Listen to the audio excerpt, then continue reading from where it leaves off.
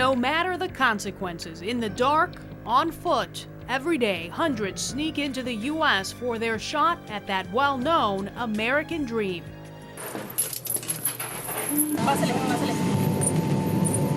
But that dream ends on this U.S. flight, sending them back. It's where we meet men like Elid Murillo.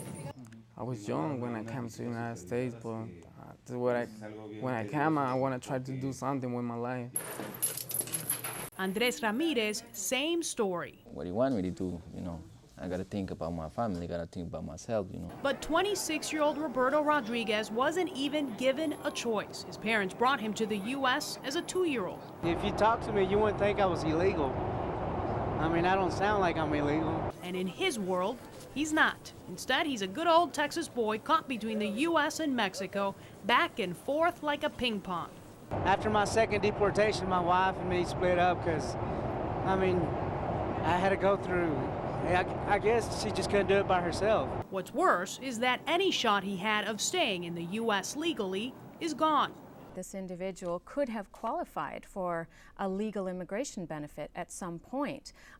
However, he has numerous criminal convictions and has been now deported from the United States 4 separate times. He says each time he fools border officials into thinking he's an American just like them and somehow walks right back in.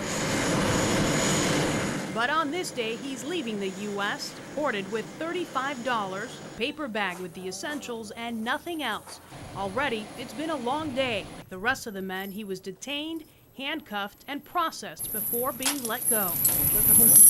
I don't know anything in Mexico. I mean, I don't even know how to read Spanish. I mean. And this spot right here, this is where their trip ends, at least their 12-hour trip from the U.S. to Mexico. This is the Mexican border. It's a bridge known as Paso del Norte in El Paso.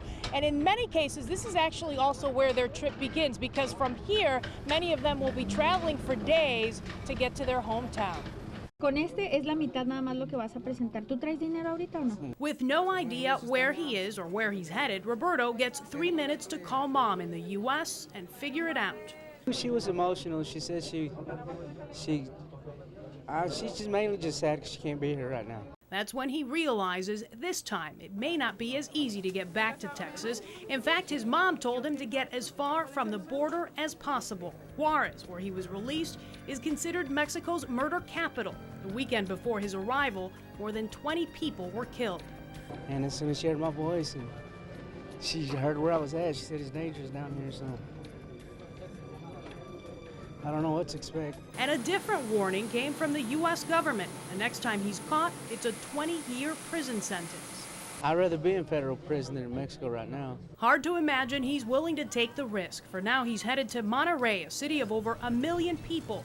His late grandfather once owned a house there. He has no address, no number, so if he's lucky, he'll find it and begin his life at a place he knows little about. Nervous, just hope I make it. I mean, got a 12-hour ride.